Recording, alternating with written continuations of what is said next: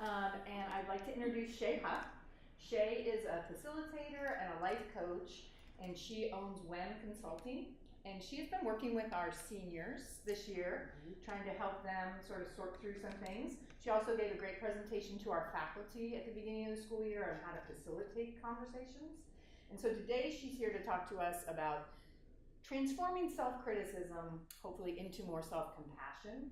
And my sense of today's talk, it's going to be as helpful for all of us in the room as it will be for your daughters, because I know so many of these things are things that we're all wrestling with, myself included. So I'll allow Shay to add anything else into her introduction, and we're happy she's here.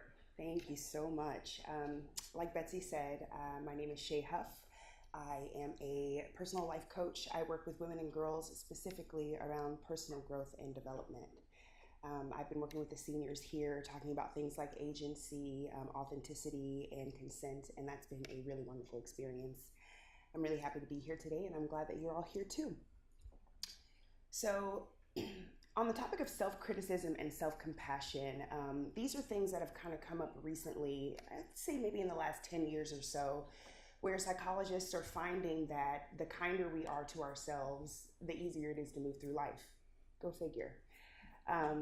When I was a little girl, I had a tendency to lean more towards negative thinking, and I wasn't really sure why. I started to experience anxiety probably at around 8 or 9, and I couldn't really put it into words, but all I could say to my mom was, I have this feeling that something really bad is going to happen. And so the work that I do now is very much a reflection of things that I wish I had learned back then. And so my goal these days is to try and take in as much information as I can and give it to other women and girls so that they can experience a much happier life and maybe spend a little less time living in fear and anxiety. So studies show that adolescent girls tend to be way more self-conscious, harder on themselves, and more prone to negative self-talk than boys. And in the 2015 study of middle school and high school students, Dr. Karen Bluth found that high school girls had a significantly lower self-compassion rate than any other group of youth surveyed. So what does that mean? That means that the majority of our girls are walking around school, they're spending time with their friends, they're spending time at home, and they have this internal dialogue going on that's telling them likely that they've done something wrong or that they're not good enough or that they'll never measure up. Girls who are in college are more likely to procrastinate if they're unable to lean into self-compassion. They're less likely to move towards goals, and they're actually more likely to isolate. So as girls move from the home life into a new environment, they're finding themselves spending more time in their dorm rooms, they're finding themselves eating alone more, they're finding themselves avoiding homework and avoiding group activities. These girls may be experiencing depression, and they may have a lot of difficulty in maintaining relationships. I like to call this isolator mode. This is the tendency to kind of keep ourselves in a bubble and away from other people because we have this fear that we're going to say something wrong or do something wrong or not be as cool as or as pretty as or as smart as the other girls that we're interacting with. So what exactly does it mean to be self-critical? Well, it's this tendency to only think about the negative things that we feel about ourselves. It's a tendency to look at ourselves internally and think something's wrong. That can be in regards to our appearance, our inner dialogue, how we're interacting with people, our intelligence, and any other attributes. Psychologist Leah I have such a hard time saying her last name. I'm going to call her Leah P. Says that failing at something that is important to us, whether a relationship, school, or work, can be painful. Most of these experiences jolt us, threatening the very core of who we are and who we aspire to be. So what this looks like in action is when we're more critical of ourselves, we have a higher tendency of procrastination, and it undermines our self-efficacy. So our belief that we can achieve things or we can recover from things in spite of setbacks or failures, perceived or otherwise. It can cause girls to really overthink all their actions. So you may say something that, in your mind, you're like, oh God, why did I say that? And then you spin out and spin out and spin out about it. And we have this tendency to become obsessive about the one negative thing we might have done, like maybe failing one test, rather than focusing on all the other tests that we've done really well on. It can cause us to take fewer healthy risks, which means we push ourselves further away from transformative growth. So if we're not willing to lean into discomfort, and if we're not willing to lean into the unknown, we have a tendency to kind of stay stuck where we are. We don't grow, we don't achieve, we don't push ourselves, and we really don't excel. So according to Rachel Simmons wrote a book called Enough as She Is. If you haven't read it yet, it's pretty freaking amazing. She's the founder of Girl Leadership, and she is just actually kind of a phenomenal human being. She says that there are three main risk factors when it comes to making girls vulnerable to self-criticism. The first one being puberty. So, and I know the women in the room can probably relate to this. So when we're younger, we're kind of running around, we're playing with the boys, we're playing with the girls. We haven't really thought about what it means to be in a body yet. And then we hit puberty and we're like, oh, I'm having these emotions, my body is changing. If you're like me, you had muscle and joint aches from growing, and you really just don't know what to do with all these feelings. So that makes us self-conscious, right? It makes us kind of think, my body's not growing at the same rate as the other girls. Maybe you're feeling like you're growing a little too fast, and we're having to size up, we're having to size down with our clothes, and it just causes a flurry of emotions and really the biggest thought is, what's wrong with me? When I was growing up, we didn't have social media, but today that's a very real thing. And as girls are looking at things like Snapchat and Instagram and Facebook, they're seeing this image reflected back at them that oftentimes looks nothing like them. And they're measuring themselves according to this visual that likely most of the time is not real. And they're finding themselves lacking. When it comes to interacting with parents and their peers, there's a lot of pressure there as well. Because there's this need to be the good girl or to always please others. And so when we say or do things that we feel like is being negatively received, it causes us to kind of pull away, judge ourselves, and really take on the thought process that there's something wrong with me, I'm not good enough, and I'm unworthy. These demands often lead to girls feeling really anxious. It can lead to them feeling depressed. It can lead to them isolating, not talking about their problems, or saying that they're okay when they're really not. And like I said before, I like to call it the hamster wheel. It causes us to kind of get on this hamster wheel of thinking of not good enough, not good enough, not good enough. So just a caveat, you will hear me repeat things over and over again. And I do that because studies have shown that we need to hear things about 7 to 11 times in order to really commit it to memory. So if you hear the same thing over and over again, it's because that's a common theme that I really want to drive home. And that is the thinking about the feelings of unworthiness. That is the thinking about I'm not enough. That is the thinking that I'm the only one who's ever felt this way.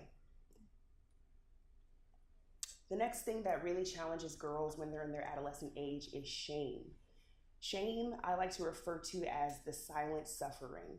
It's something that we tend to do alone. We don't share with others. We do that because we, again, believe that we're the only ones that feel that way. Brené Brown says an intensely painful feeling or experience of believing that we are flawed and therefore unworthy of love and belonging. That is the definition of shame. And if any of you have any association with that feeling at all, you know exactly what that feels like. It's very personal, and if we let it, it can be very isolating. Now, the third thing that girls deal with is perfectionism. I think everyone deals with this to some degree, but studies have shown that women and girls deal with this at a much higher rate than their male counterparts. We have a need to do everything right, and we have a need to do everything right the first time. And if we don't feel that we're going to do it right the first time, we have a tendency to not try at all. A study that was taken, I believe, in 2017 showed that women will not attempt something, any new thing, if they don't feel 100% that they will achieve and be successful. whereas men only need to feel a 60% certainty that they're going to achieve in order to attempt something. So that's something really to think about. How often are our girls holding themselves back because they don't believe that they're going to achieve 100% of the time? So why is it so easy for us to discourage ourselves? Why is it so easy for us to look at ourselves and say, I failed this test, so I must be stupid. I'm not thin, so I must be worthless and no one's going to want me. I didn't get into my first college of choice. I must not be good enough. I must not be as smart as I thought I was. Or I don't look like the girls I follow on Instagram, so that must mean that I'm ugly.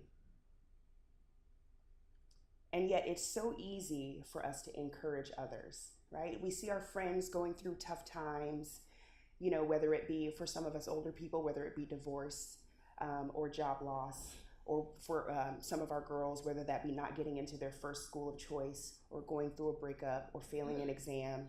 What's the first thing we do? We embrace them, right? And we tell them, it's okay, you tried your best. We tell them, you're the smartest person I know. We tell them, you'll do better the next time. And we tell them, your second choice is still a good school. This is our compassionate mind that's able to show up for others. But for some reason, we have a really hard time showing up for ourselves in that same way. My personal belief is that we have a tendency to internalize and personalize our fear. And if you haven't heard this before, I want to make it really clear that fear stands for false evidence appearing real.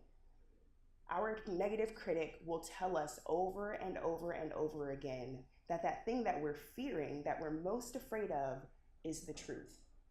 No, you're not going to get into that school. No, you're not as pretty as your best friend. No, you're not as smart as your schoolmates.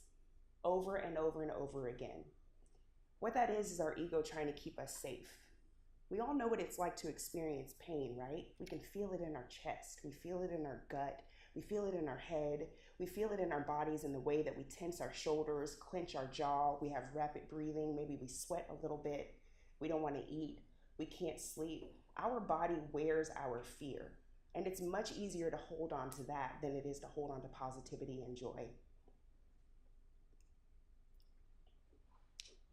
So what does it mean to be self-compassionate? Dr. Kristen Neff says that self-compassion involves acting in the same way towards yourself when you're having a difficult time, fail, or notice something you don't like about yourself. Instead of just ignoring your pain with a stiff upper lip mentality, you stop to tell yourself, this is really difficult right now. And then you ask yourself, how can I comfort and care for myself in this moment?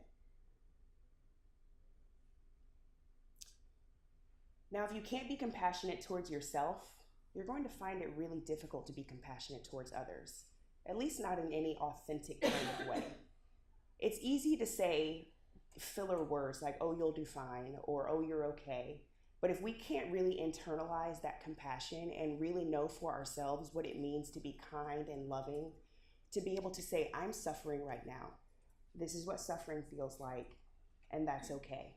If we're not able to do that for ourselves first, it's going to be kind of impossible for us to show up for others in a way that's compassionate as well. So self-compassion means that regardless of what's going on, regardless of any challenges that we may face, any fears that we may have, any setbacks or failures that we may experience, we know that our worth is determined by our own belief systems.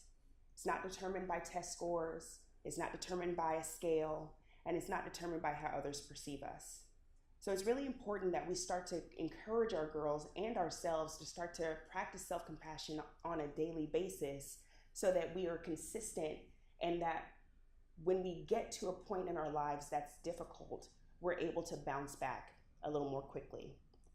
So when we treat ourselves with the same amount of compassion that we treat our friends with, we're more apt to believe that no matter what, we're still enough, we're still worthy, and we still deserve kindness. So self-compassion has been shown to be linked to happiness, optimism, motivation, and emotional intelligence. It reduces anxiety, depression, rumination, and stress. So when we're learning how to be compassionate with ourselves, When we're learning how to show up for ourselves in the same way that we show up for other people, what we're really learning to do is to manage life on life's terms, right? So moving back to perfectionism, when we're expecting everything to go perfect all the time and then it doesn't, what do? Give up, feel discouraged. Yeah, we give up, we feel discouraged, we catastrophize, we isolate. I love to overeat chocolate after I've had some negative experience. That's a thing that I love to do. But are these things helpful to us or are they more harmful? It's the hamster wheel, right? Right? And when we're stuck on that hamster wheel, are we able to stay in the present moment? Are we able to think rationally? Are we able to be kind to ourselves when we're stuck on that hamster wheel, or do we just tell ourselves, not good enough, stupid, not good enough, not enough? It's the continuance of self-criticism. It just keeps going. It just keeps going. So self-compassionate people are less likely to beat themselves up when they fall short. So that's good, right? They can bounce back pretty quickly. They're less likely to revert to feelings of shame and worthlessness. So while there may be some acknowledgement of, oh, I don't feel so great right now, they have this ability to say, oh, I don't feel so great right now. And they don't lean into that story of I'm not good enough.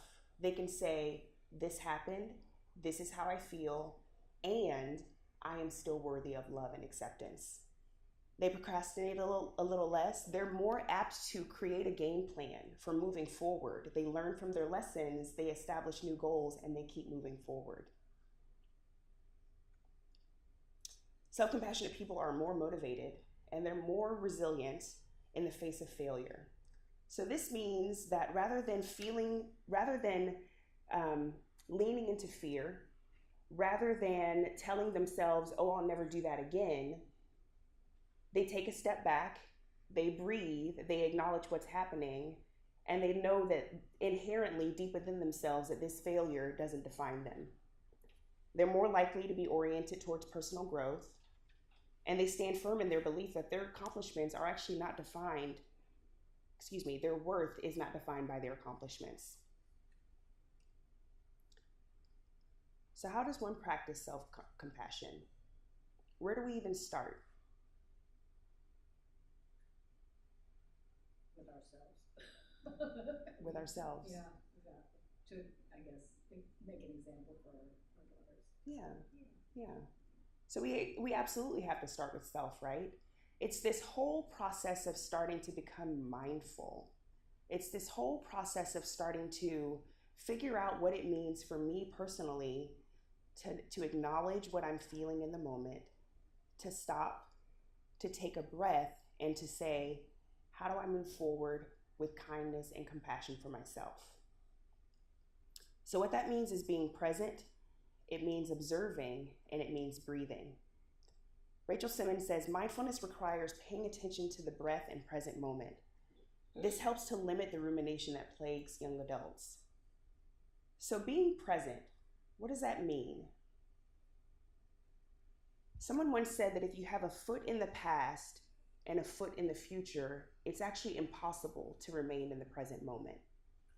So what that means is when you're experiencing a difficult time, your job, our job, and the job of our girls is to stop, acknowledge that we're experiencing a difficult time, acknowledge the feelings that we're feeling around that difficult time, and then we figure out where to go from there. We observe those emotions without being dramatic, or as less dramatic as we can be. I would advise to maybe not use the word dramatic with our girls. I don't know how well they take that, but really just observing our emotions from an analytical standpoint. What is it that I'm feeling? I'm feeling fear. Okay. I'm feeling anxiety. Okay. I feel a tightness in my chest. Okay. Just taking stock of what's happening in that moment. And then we breathe. The breath actually allows us to stay present. The breath actually allows us to really get grounded, and it actually starts to alleviate some of that anxiety that we feel when we're experiencing fear. The next step is to say kind things to yourself. Now, this is really difficult when you're first starting to practice self-compassion. I remember when a few years ago, I decided that I was going to start writing a list of I ams. I call these I am statements my personal gratitude list. And it was something that I wanted to do to see exactly where my mind was with my negative thinking. And so I decided I was going to write 100 I am statements a day. For the first month or so, I think I made it to about 7. I think it was, I am okay, I am loved, I am alive, I am healthy, and I can't remember the last few, but 7. I made it to 7 for about the first month. Now, I never made it to 100. I think I only made it to about 57, but you can see that with practice, right, and with constant self-analyzation, you can start to create a new way of thinking for yourself. So Rachel Simmons also says that self-kindness asks girls to disengage from self-criticism they rely on so heavily as a motivator. Our girls are using self-criticism as a motivator. Now, is this a long-term solution or is this actually just a Band-Aid? Band-Aid. And it's a Band-Aid because it works in that moment, but it's not getting us anywhere. It's not helping us grow. It's not helping us further our personal growth in any way. Basically, what it's doing is it's giving us the opportunity to scare ourselves into action. And again, like I said before, fear is just false evidence appearing real. So if we're operating in a world of fear, we're actually not living in reality. Here's where we have an opportunity to remind ourselves of our goodness and worth. So by writing a gratitude list, or by writing a list of I ams, we actually get to practice on a daily basis, reminding ourselves of just how good enough we are. Common humanity. So letting go of this notion of terminal uniqueness. I'm the only one who's ever felt this way. No one's ever going to understand me. I should just keep it to myself because if I share with someone, they're going to think I'm dumb or stupid. We tell ourselves these stories and we believe that for some reason, out of all the people on this planet, we are the only person who's ever had this experience or this emotion. So this notion of common humanity actually challenges the isolating story we tell ourselves. We realize that we're not the only ones who suffer, who have been through what we're currently suffering, and that that no one has suffered worse than us. It connects us to other humans on a level that reminds us that we are actually still a part of the world. So someone said before, it starts with us, right? So we start modeling that behavior. We start modeling that behavior out loud. We start having conversations with our girls about what it looks like to be self-compassionate. And you can do this by finding what I like to call low-risk stories to share with your girls. So maybe you had a bad day at work, or maybe you got into an argument with a friend, and you're experiencing some pain because of it. That's an opportunity for you to say, man, today didn't really go the way I wanted it to. I'm feeling really anxious about it. And then you get to be kind to yourself. And you get to remind yourself and your girls that you're not the only one that's experienced this. Other people suffer too, and other people have made it through to the other side. So I want you to think about that. Are there any low stakes scenarios you could share with your girls? And is this something that you could see yourself doing on a daily basis? And if not on a daily basis, at least regularly. I think it's time we get into the habit of talking to our youth about what it means to feel negative feelings and how we get out of that.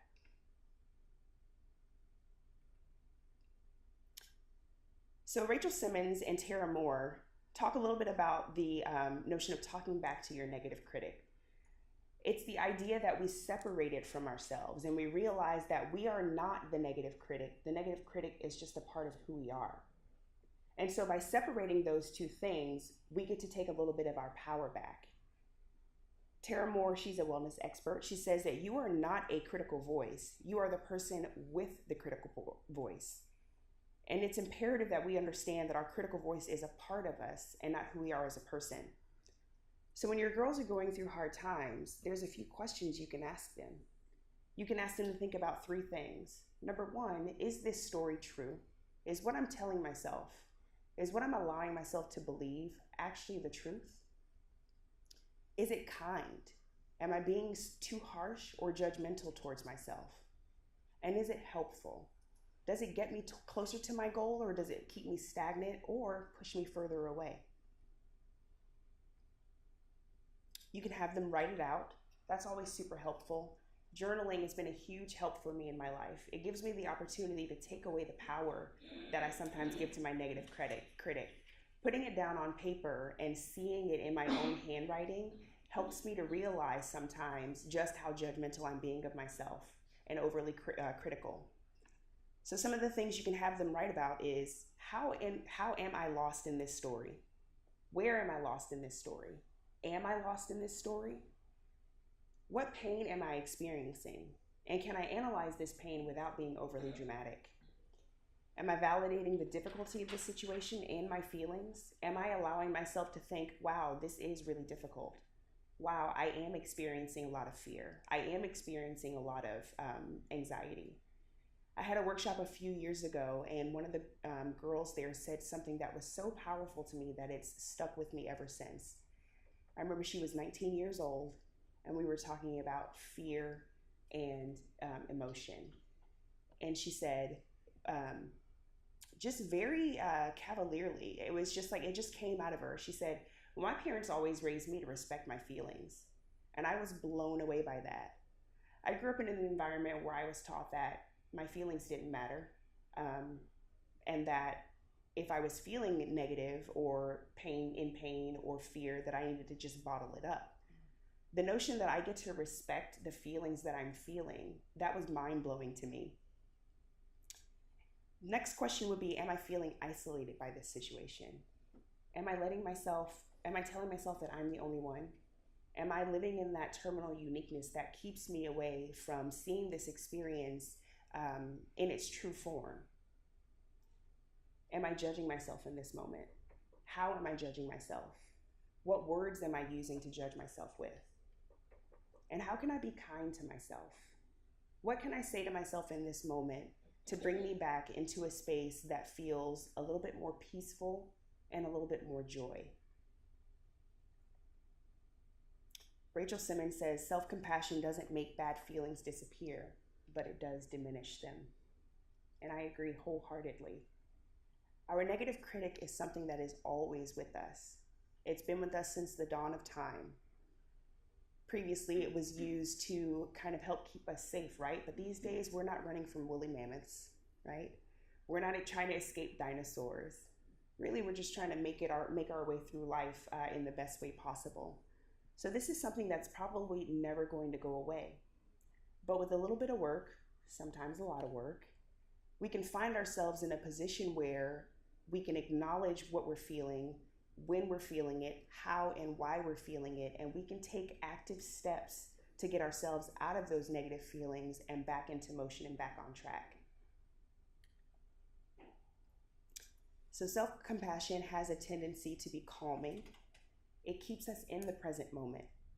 It can provide much needed perspective and allows us to connect with the experiences of others. When we begin to understand that others have been exactly where we are, we find ourselves positioned to accept and let go of shame. We are more likely to lean into gratitude.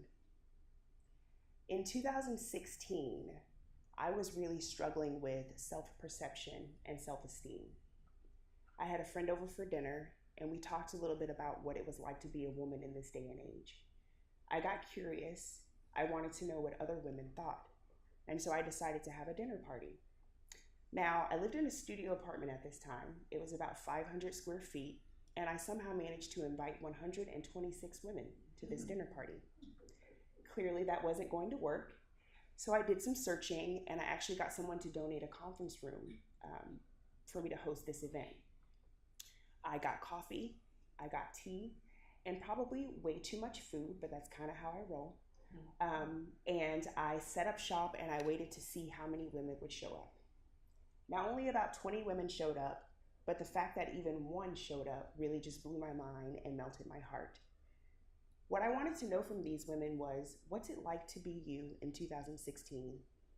Are you struggling with self-esteem, and why? And what are the biggest challenges you face these days? It was my first time ever facilitating a meeting. I had no idea what I was doing, but I knew why I was there. Now, that event set a course of actions that changed my life. What I realized that day was that all of us struggle, every single last one of us, and we don't talk about why. These women were furious, they were exhausted, they were confused, and they were so happy to have a space where they could actually talk about these things. I hadn't realized that we'd all been experiencing the same things, the same emotions, the same shame, the same fear, the same self-doubt, and none of us were talking about it. We weren't talking to each other about it. The number of times shame came up, I counted 21. The number of times fear came up, I counted 17. The number of women who said, I feel shame all the time, was mind-blowing. And the number of women who said, I can't believe I'm not the only one who thinks like this, 15. So a question I want to pose to you is a question that Rachel poses in her book. And it's something that I try to think about on a regular basis. And I'd like for you to think about it as well. Why are you enough as you are? And if it's something you haven't thought about, I would recommend journaling about it. Maybe you want to think about the I am statements. That can be super helpful. Maybe you can think about gratitude. That could be super helpful. But I think by posing questions like this to ourselves, it gives us an opportunity to really think about what we're feeling and how we think about ourselves. And once you've answered this question, I want you to start creating some dialogue with your girls around why you're enough as you are.